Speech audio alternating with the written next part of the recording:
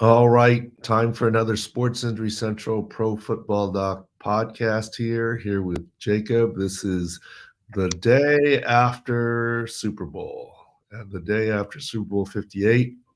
And yes, I apologize. My voice is a little raspy.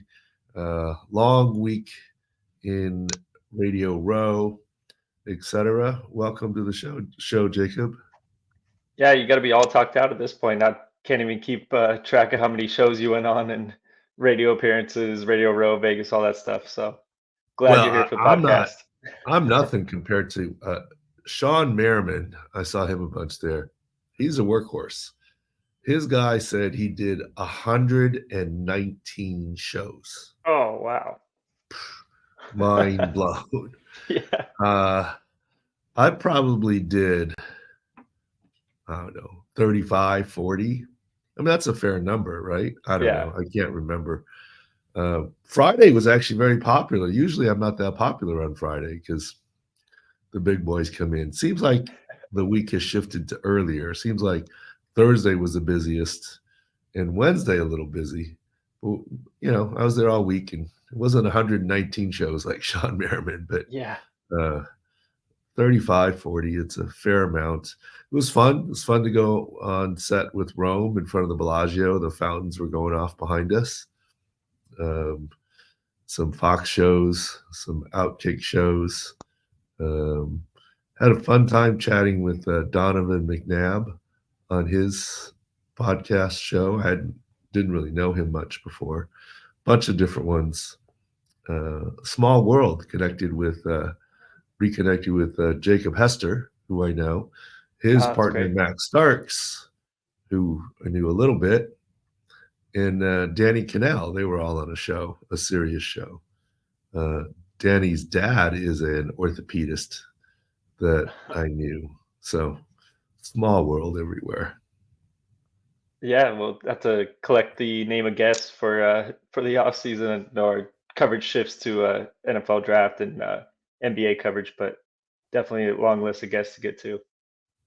Yeah, and we did have a friend Seth Payne and the Houston guys said that they were very grateful our combine stuff last year, but and this time when I went on, he did hit press record, so uh, he forgot to do that last time, I guess, and he never even told me. But we'll go straight into combine stuff.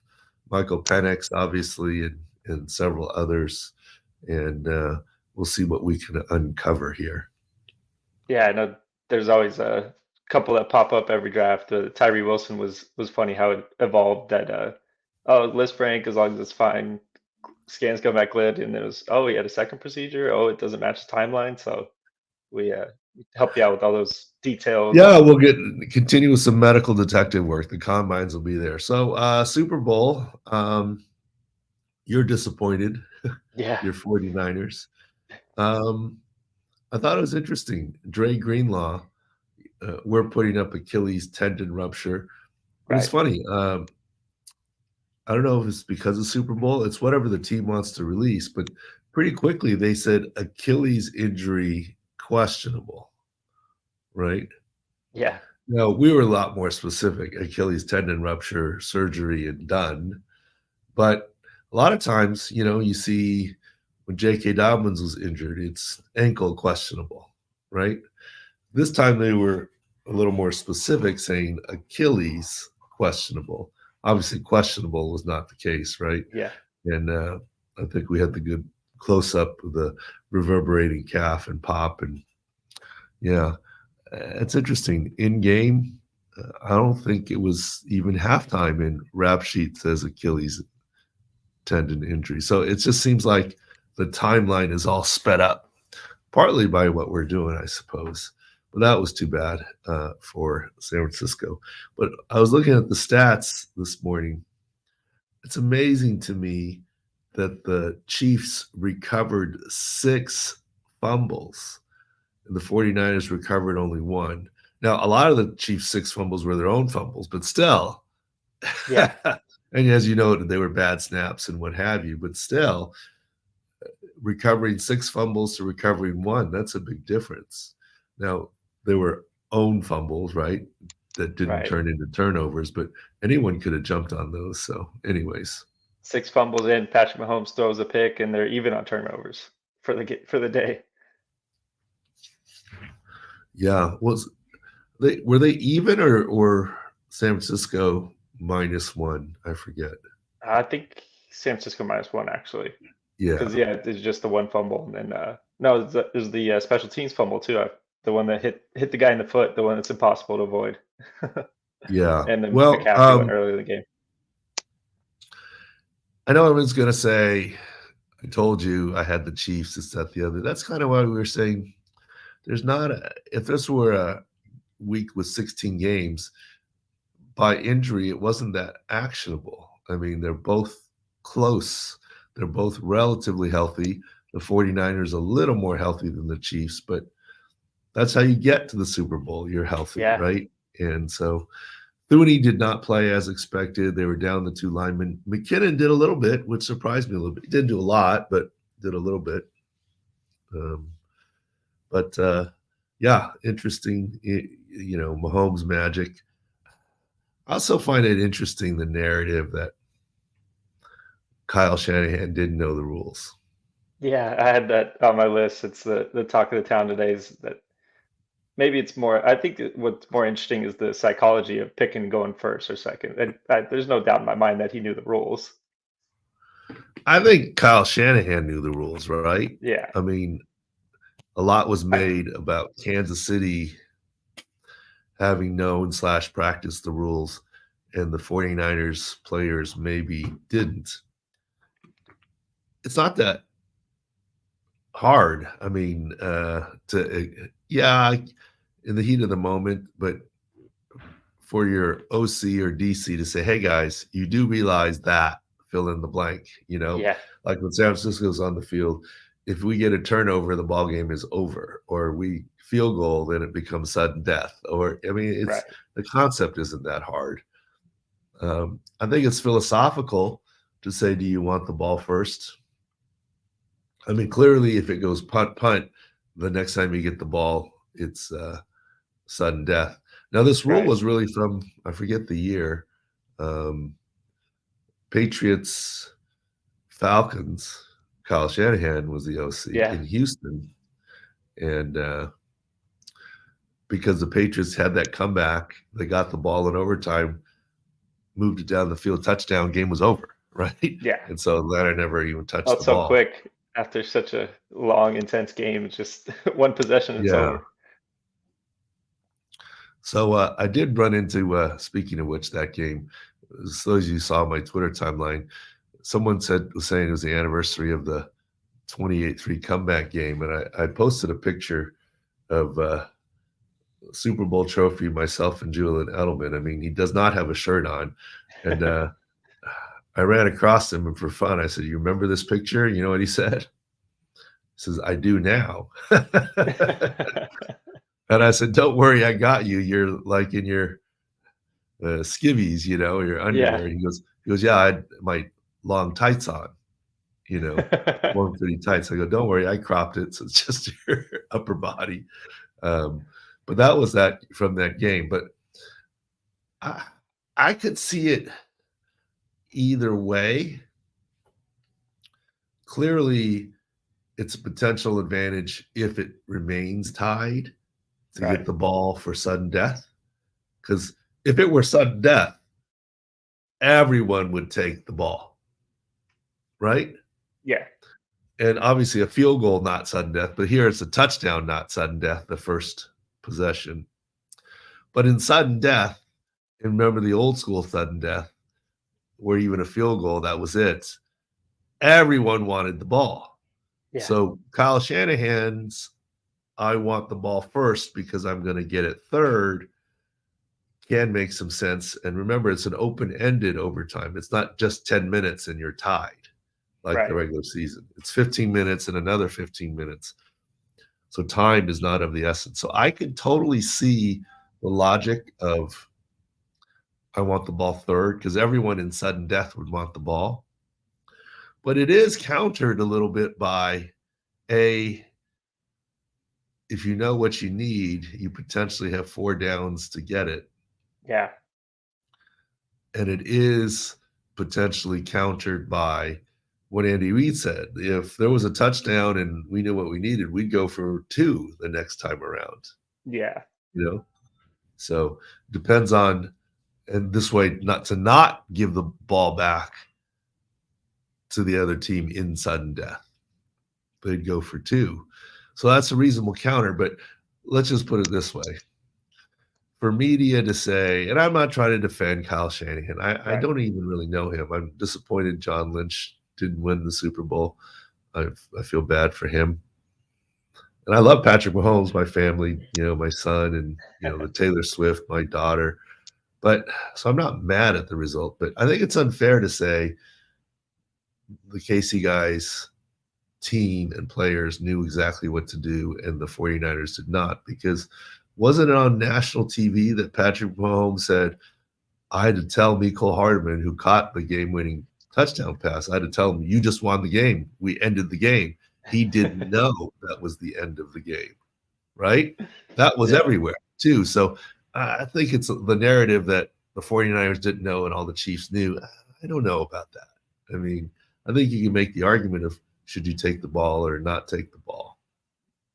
I I think think some of the it's Niners players said afterwards that that there wasn't really a team discussion on whether they should take the ball first or not, which is kind of funny. I think that's mainly up to the head coach. It's not like, hey, let's take a yeah, vote. it is I mean, Maybe they felt they should be a little bit more involved in the process and maybe have some spokesperson to talk to the head coach about it. But I don't know. Seems like that's a that coaching discussion. decision. As long as the Yeah. coach knows what the decision process is, I think it's fine.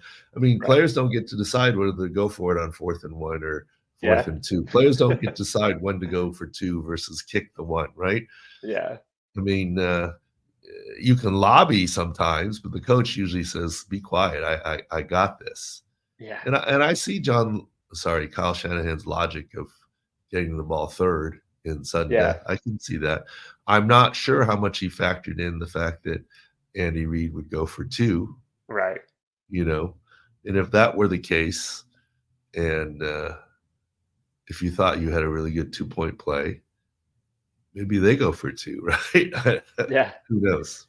I think it's a little bit that Mahomes just led the offense down the field for the tying field goal. So maybe give the defense a break. Don't put them right back on the field by getting the ball first too.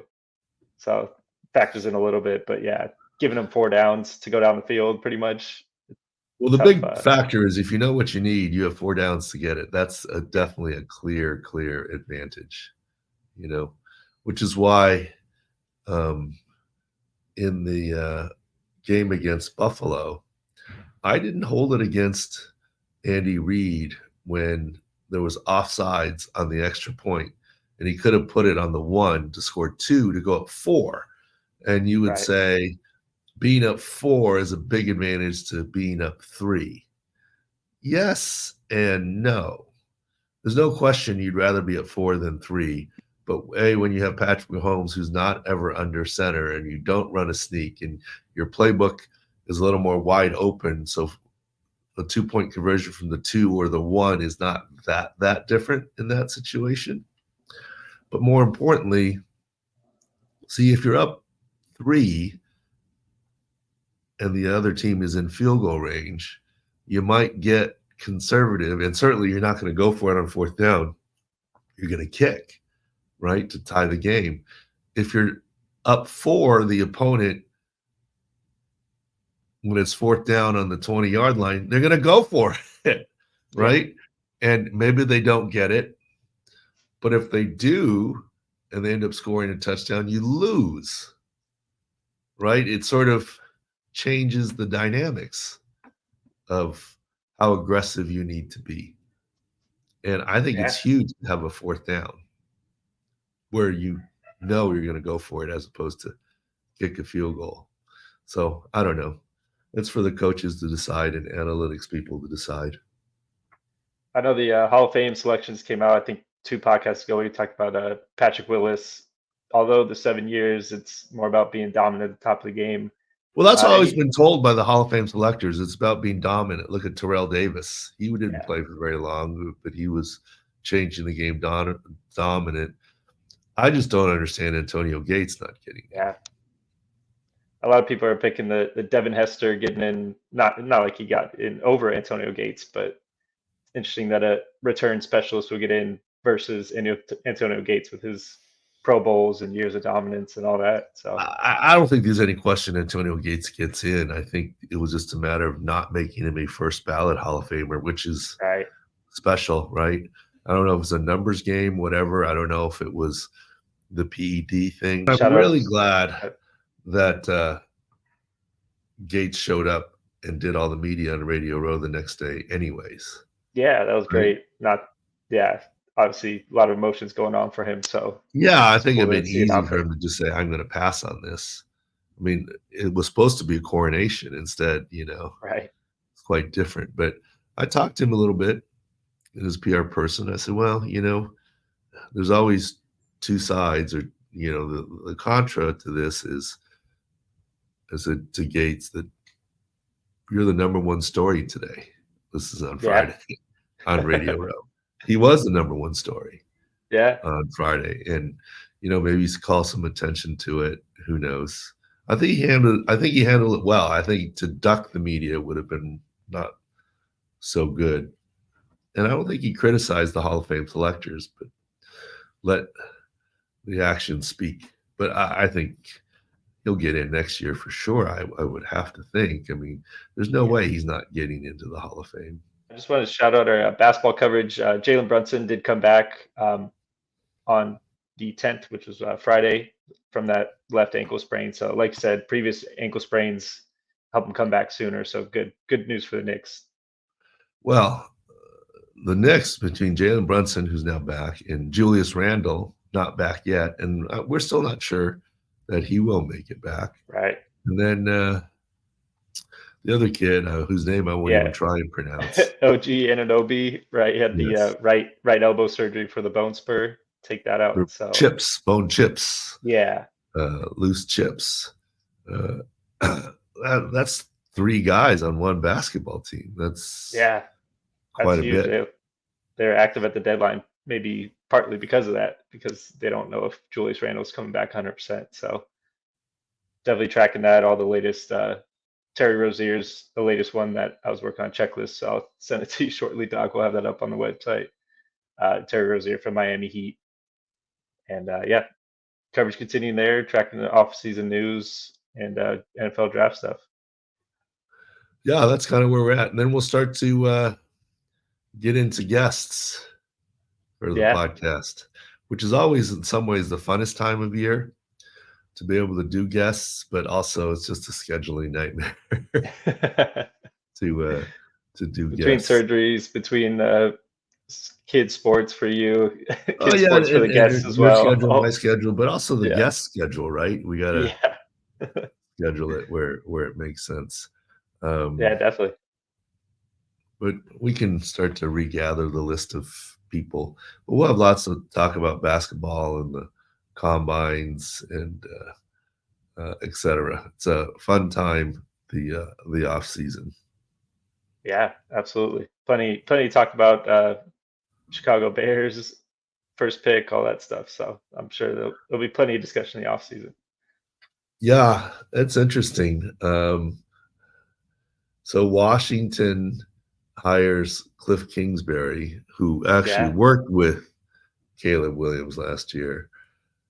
And now Chicago is saying, you got to pay a King's ransom. Otherwise, we're not trading number one. And it's all a game, right? And the Yeah. game is jack the price up for Chicago and perhaps create a market where it then makes Washington nervous that someone's going to go up above them at Right. number one to get Caleb Williams. I mean, obviously, if someone is at one is doing Drake May or Michael Penix, they don't seem to care. It seems like they're going Caleb Williams, right? Yeah. So it'll be intriguing to see who goes over the top here or not.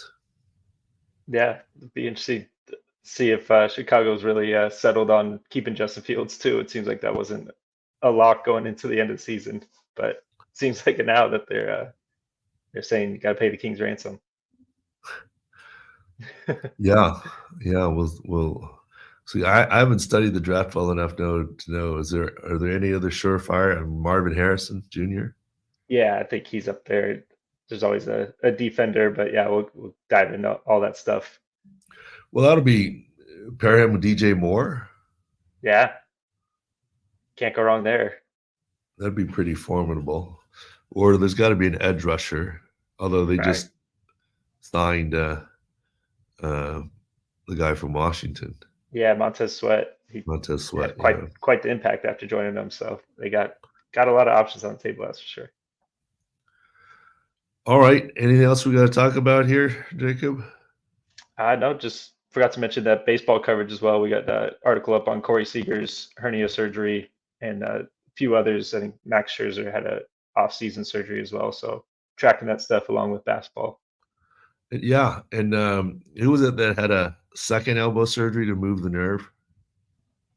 Uh, Yeah. I'm not remembering off the top of my head. Was that Uh, might have been Scherzer? the Scherzer? Yeah. Look, it's routine for ulnar collateral ligament surgery to move the nerve. Tommy John famously had a nerve palsy because the nerve wasn't moved. So it is routine to move the nerve. I don't know if it wasn't moved the first time for some reason or they moved it further. It actually should not delay the recovery timeline. He's still not pitching in 2024, Right. but it shouldn't delay the recovery timeline at Oh, all. Felix Batista, I think is the Orioles Batista, closer. that's the one. Yeah, Yes, he had a second elbow surgery, right. And more he had for the the nerve. surgery in October initially, so not a yeah, fits what you're saying, doesn't affect the timeline for 2024. Sounds good. And of course, our biggest prediction of the week is Taylor Swift would get there no problem with the time change. Yeah, didn't even look jet lagged. I mean, it's not like she's flying middle seat coach. Just She had the saying. bed ready and everything. Yeah. I mean, her, I don't know what kind of plane she has, but it's much more than a lay flat seat. Yeah. It's like hanging out in your living room for a little bit for 10, 12 hours. I mean, you can probably her bed's more comfortable than your couch. You can Yeah. go into your room and sleep in your bed and wake up and go watch a movie in the quote living room and you're there. I mean, it's a little different. It's a little different. Definitely helps out. All right. Well, thanks for watching. Thanks for a great season. End of football season. Combines next. Basketball, baseball. We'll start our guest segments. We had some good meetings down at Radio Row. Some good people. We got some new things coming here. But thanks for watching Pro Football Doc Sports Injury Central podcast. Oh, and I'd be remiss to say that today is at the end of every team season, and this goes for well, first of all, the unusual thing about the Super Bowl is it's essentially the only time that teams don't leave right after the game. I mean, even the conference championships, you leave right after the game. During all playoffs, during regular season, you leave right after the game. But Super Bowl is the one time you do not leave right after the game. And this is why the teams have private parties. Both teams, win or lose. Private setups for family and friends, etc. Obviously, one party's more raucous than the other. One's the consolation party. Yeah. Yeah, well, I mean, it's not set up as a consolation party. It's Right. set up Right. as a post-game party. I Yeah. mean, Yeah. it becomes a consolation. But in general, the day after the season is the busiest medical day because you have to do exit physicals and schedule off-season surgeries and figure out how much time to wait to get better or not get better. So you're seeing all 53 guys, and with the practice squad, 68 guys. Wow. And 68 people are a lot to see in a day. Yeah, I bet. So the day after the season is always the busiest medical day of the year. Figure out everything off season, even if it's for a free agent, right? Yeah. You need to get healthy. And there are definitely more surgeries at the end of the season than during the season. All right, so that's it for that and the tidbits. Thanks for watching and listening. Please leave a 5-star review and subscribe in the YouTube channel here or Apple Podcasts, wherever you get this. And we'll chat again next week.